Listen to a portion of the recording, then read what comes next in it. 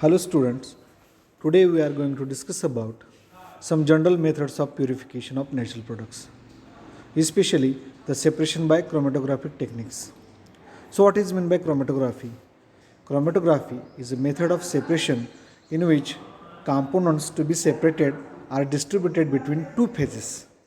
One of these called as stationary phase and other is called as mobile phase, which moves on stationary phase in a defined direction. The component of the mixture redistributed themselves between two phases by process which may be adsorption, partition, ion exchange or size exclusion methods.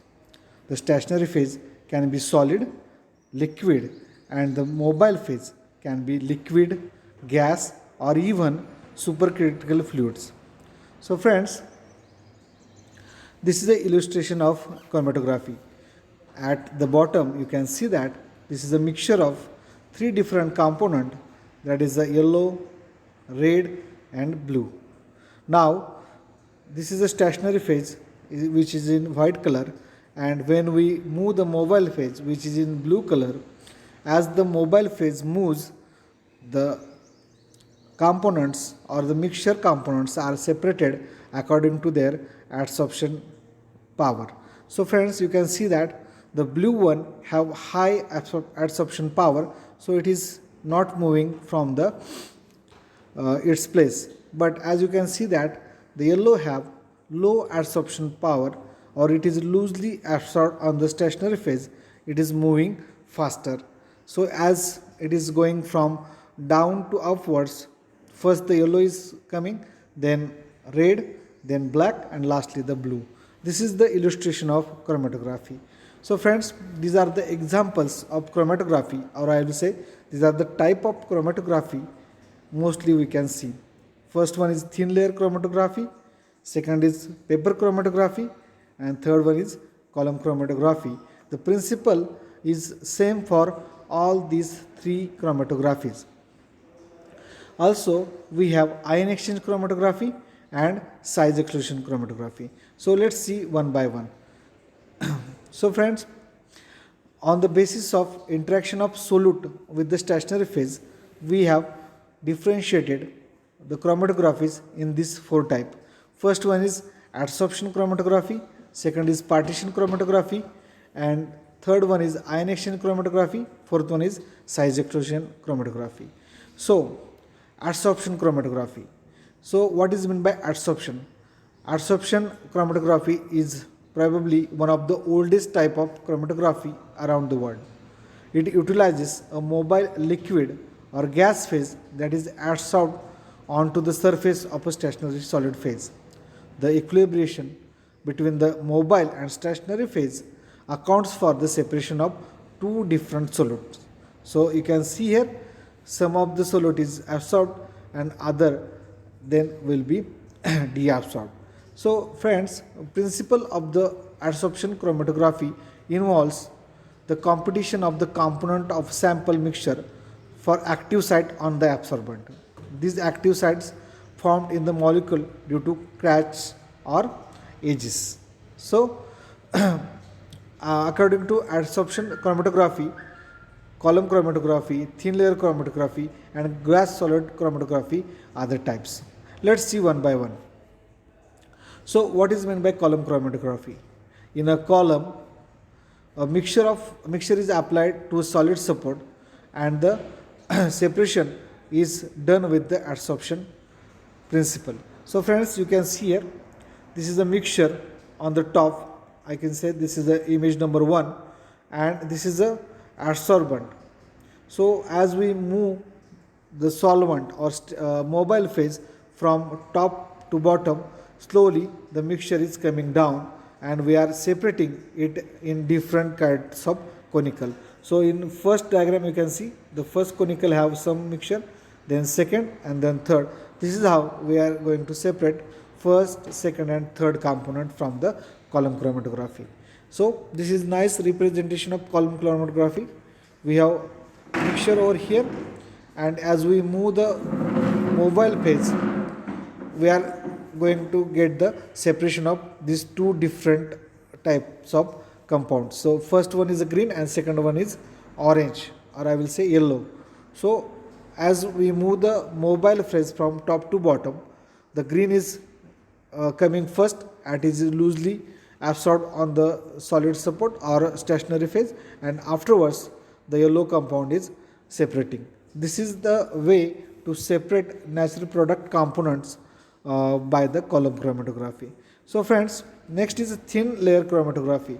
This is the simplest and simplest technique for the quick separation, because you know that we need a solid support, especially glass or alumina.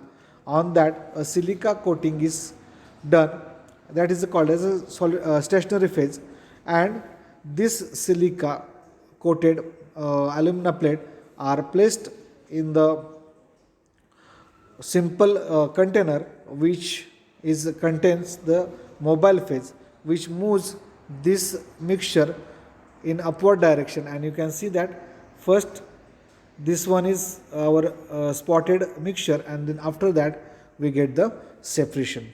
Similarly, the column chromatography is a upside down version of TLC. In column chromatography we are putting all the mixture on the top and it is coming down. So this is just a upside down version of TLC. As you can see that on the TLC the black dot is going faster to the top, that is it is loosely absorbed. Similarly, as we are putting the mixture on the top, this black dot is coming faster in the column chromatography and will be separated first than the white one. So the next technique is partition chromatography. So what is meant by partition chromatography? This form of chromatography is based on the thin film formed on the surface of a solid support by a liquid stationary phase. Solute equilibrate between the mobile and the stationary liquid. So you can see here, this is a stationary phase and this is a mobile phase. So the liquid stationary phase or solute is equilibrated between the mobile phase and the stationary liquid phase. That means this is a there is a partition between mobile phase and the stationary phase, and according to the partition coefficient the solute or the mixture is equilibrated between the solid and the liquid phase. So finally we will consider these two types of partition chromatography, that is a liquid chromatography and gas liquid chromatography. Now the next type of chromatographic technique used for the natural product separation is ion exchange chromatography. Friends, ion exchange chromatography is a process that allows the separation of ions and the polar molecules based on their affinity to the ion exchanger. It can be used for the almost any kind of charged molecule, including large protein, small nucleotides and amino acids. The solution to be injected is called as sample, and individually separated components are called analytes. It is often used in the protein purification, water analysis and quality control. So friends, we can easily separate the analytes from the sample by using anion exchange chromatography. The only condition for this is we need a charged molecules. Okay. Now this is a simple schematic diagram for the ion exchange chromatography. This is a stationary phase and ions are separated or eluted in the form of H plus and others. So this is a technique used for the separation of natural products component. So principle of ion exchange chromatography is very simple. It is based on the relative retention of the ions during their progress through an ion exchange column which has functional group of opposite charge attached to its surface. The stronger the charge on the ion, the greater is the retention time in the column. Ion exchange chromatography is used to separate organic or inorganic charged substance. This stationary phase used are based on the typical ion exchange resins. So, ion exchange chromatography have two major types. First is cation exchange chromatography and anion exchange chromatography. So, in cation exchange chromatography, solute cations are attached to the negatively charged site covalently bonded to the stationary phase. This is so simple. And in anion exchange chromatography, the solute anions are attached to the positive charged site covalently bonded to the stationary phase. This is how we can easily separate different types of charged species, that is ions, by using ion exchange chromatography.